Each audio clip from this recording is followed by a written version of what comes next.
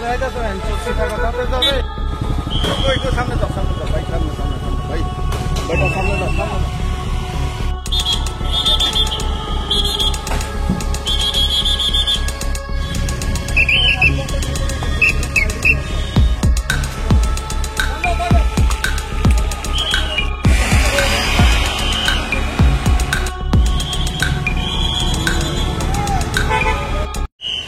আচ্ছা, ওই বাসে আর ওই একটা গাড়ি এখানে টক্কর লাগছে, আর এটাও রিটার্ন করছে।